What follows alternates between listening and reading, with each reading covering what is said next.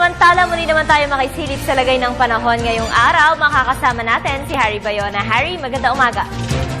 Magandang umaga rin si Vivienne, magandang umaga Pilipinas, at talaga namang magiging maganda ang ating gising ngayong Martes ng umaga dahil magandang panahon din ang mararanasan sa buong bansa.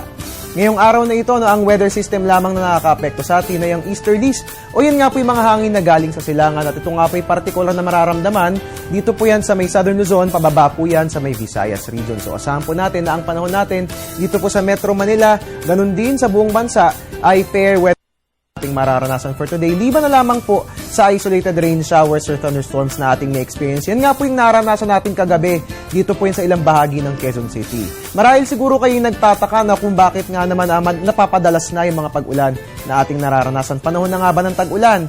Well, ayon nga po kay Pag-asa weather forecaster Jory Lois, ito po mga pag-ulan na ito ay isolated rain showers or thunderstorms. Yan po yung tinatawag natin ng mga kalat-kalat na pag-ulan. So again, wala pa po tayo sa panahon ng tag-ulan at nasa ilalim pa rin tayo ng hot and dry season o panahon ng tag-init.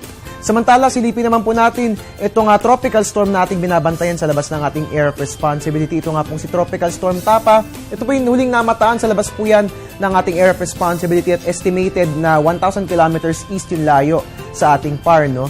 Ang magandang balita naman po, dahil nga po may extratropical cyclone dito at posibleng may mabuo rin itong extratropical cyclone, ang mangyayari po nito, imbis na ito'y pumunta pa kanluran, papunta po yan sa ating PAR, ito nga po mga nabanggit na weather systems, so magiging pagkilos po nito pataas. So inaasahan po natin na hindi pa ito makaka-apekto sa ating PAR, no? At sana nga maging ganyan na magpatuloy yung ganyang pagkilos itong nabanggit na tropical storm nang sa gayon ay hindi na ito maka-apekto sa ating PAR. At yan nga po nga asang lagay na panahon ngayong araw ng Martes. Sa ating pagbabalik, gusto nyo bang malaman kung bakit laging mainit yung panahon na ating nararanasan sa Tuguegarao City sa Cagayan Valley? Antabayanan pong kasagutan sa aming pagbabalik.